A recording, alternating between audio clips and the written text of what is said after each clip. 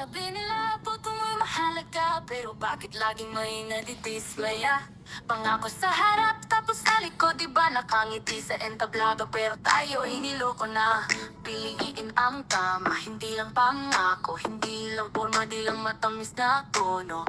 Tunay na leader, di lang puro salita, kundi gawa, respeto at tunay na adhika. Sino ang tama? Sino ang totoo? Sino ang di lang uupo para magpayaman sa trono? Sino ang tunay? Sino ang may malasakit? Sino ang may prinsipyo? Di lang puro balik tanaw sa nakalipas.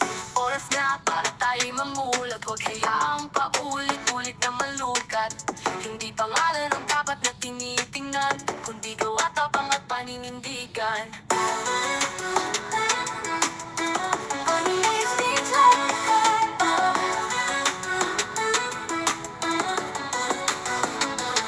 Ang leader, hindi yan sa dugong ng mana, hindi yan sa sikat, hindi sa kasikatan niya.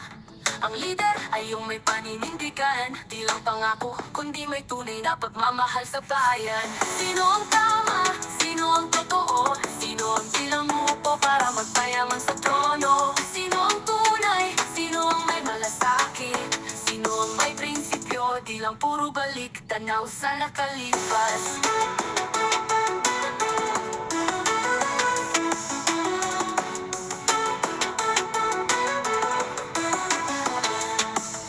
Ngayon ang panahon, huwag sayangin boto mo. Piliin ng tama, hindi lang dahil sikat ito.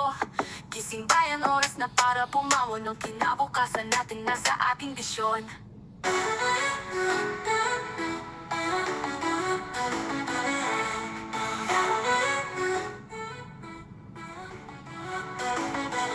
Sino ang tama? Sino ang totoo? Sino ang di lang uupo para magpayaman sa trono? Sino ang tunay? Sino ang may malasakit? Sino ang may prinsipyo? Di lang puro balik tanaw sa nakalipas.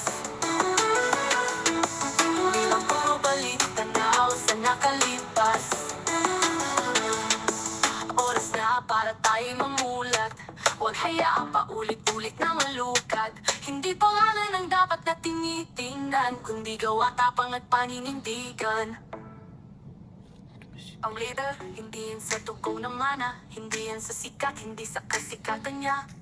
Ang leader ay yung may paninindigan, di lang pangako, kundi may tunay na pagmamahal sa bayan.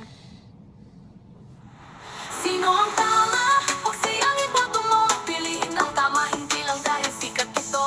Gising bayan, oras na para pumangon ng kinabukasan natin nasa ating desisyon.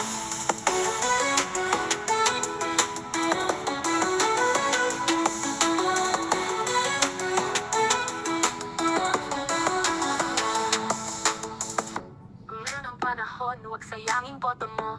Piliin ng tama, hindi lang dahil sikat ito. Gising bayan, oras na para pumangon ng kinabukasan natin nasa ating desisyon.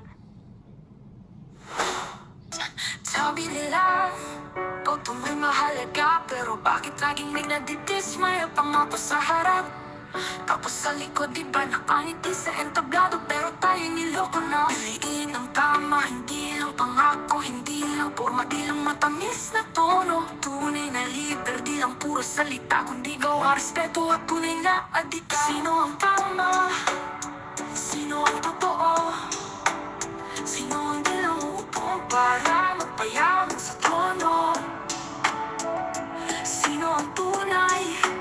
Sino ang may malasakit? Sino ang may prinsipyo? Di lang puro balik tanaw sa nakalipas. Oras na para tayo mamulat, huwag hayaang paulit-ulit na malukat. Hindi pangalan ang dapat na tinitingnan, kundi gawa, tapang at paninindigan.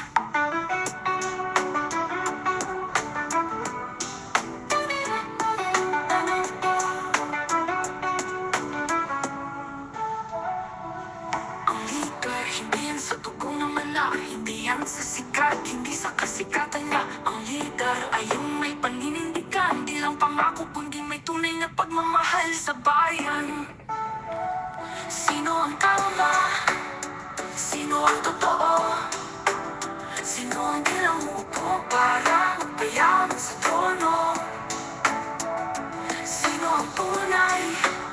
Sino ang may malasakit?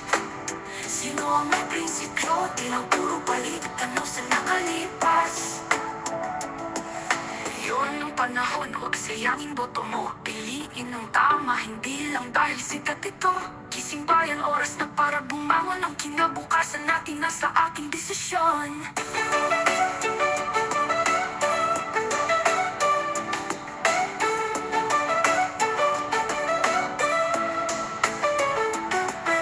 Ang panahon, pagsayangin boto mo. Piliin ang tama, hindi lang dahil sikat ito. Gising bayan, oras na para bumangon. Ang kinabukasan natin nasa aking desisyon.